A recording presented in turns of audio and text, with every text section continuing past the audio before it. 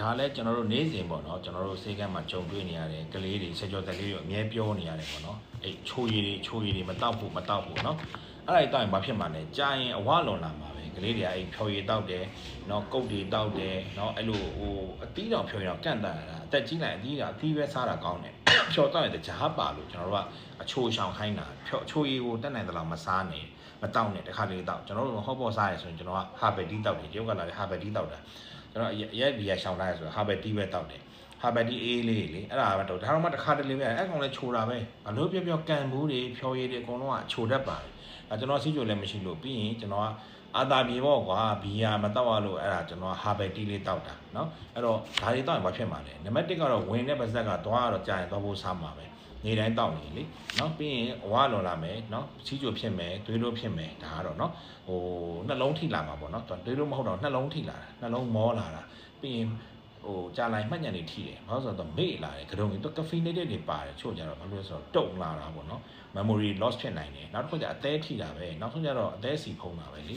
နော်ပြီးရင်မှတ်ညံနေလဲထိတယ်ပြီးရင်အစာမကြေဘူးနော်ကနာမငြိမ်ဘူးပေါ့ကွာဒါတွေကအဲ့လိုဖြစ်လာနောက်ဆုံးကျဆွဲလာတာဒါမတောက်ရရင်အုံနောက်ခိုင်းလာတယ်အဲ့တော့အေးဖြော်ရည်တွေအချိုရည်တွေတောက်မဲ့စာ coffee တောက်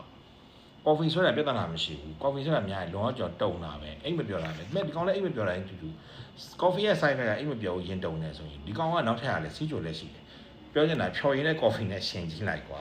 ဖြော်ရည်ကရင်တုံ side effect ကတူပဲ caffeine နဲ့ပါရင်တုံနေဒါပေမဲ့သူကတကြားပါတယ်ပြီးတော့ဒီ chemical ပါတယ်အတွက်ဘာဖြစ်လဲဆိုတော့နောက်ဆက်တွဲခုနပြောအဝါလွန်တာတွေစီးကြိုတွေနှလုံးတွေသွားဖို့စားတာတွေအယိုးပါတာတွေဖြစ်တယ် coffee ကအဲ့လိုမဖြစ်ဘူး coffee ကအယိုးပါတာနဲတယ်ဒါပေမဲ့နှလုံးကောင်းတယ်ကြောက်ကကောင်းတယ်အသေးကောင်းတယ်ပြီးပြီလေမှတ်ညံမှာကောင်းသေးတယ်လေ coffee ကအေးကြတော့မှတ်ညံမှာထိလာတယ်လေအဲ့ဒါလေးသိစေချင်တာနော်ဖြော်ရည်တွေကို limit လုပ်ပါတစ်ခါတလေပဲတောက်ကျွန်တော်တို့တော့မှဟော့ပေါ့ကိုစားရင်တစ်ပတ်ကို2ရက်ဟာဘယ်တီးလောက်တောက်တယ်ဒါတော့ဘီယာမတောက်လို့ကျွန်တော်စီးကြိုလည်းမရှိဘူးစီးကြိုရှင် no စီးကြိုသမား no ဘာဖြော်ရည်မှမတောက်နဲ့အသီးဖြော်ရည်တော့မတောက်နဲ့ကွာအသီးဖြော်တန်မြာရည်တော့မှတကြားထည့်သေးတာပဲမြန်မာပြည်ကတန်မြာရည်တော့နိုင်ငံခြားသွားတဲ့သူတွေသိတယ်အသီးဆိုတဲ့ညှစ်ချလိုက်တာနော်ချိုရည်တွေမတောက်ပါနဲ့နော်ကျမ်းမာခြင်းရင်နံပါတ်1စီကြော်မစားနဲ့နံပါတ်2ချိုရည်မတောက်နဲ့အဲ့ဒါနာမည်တော်တော်ဟုတ်နေပြီနော်အဲ့ဒါတွေစားကွာနော်ကျဲဥကော်ဖီတောက်တာမှချမ်းပါရရန်ကောင်းတယ်မနေ့ကော်ဖီဆွဲပါကော်ဖီဆွဲတာပြဿနာမရှိဘူးဒါပေမဲ့ကော်ဖီဆွဲရင်တကြားကိုရှော့သွားကော်ဖီတော့ဆွဲတယ်ကပချီနိုတွေ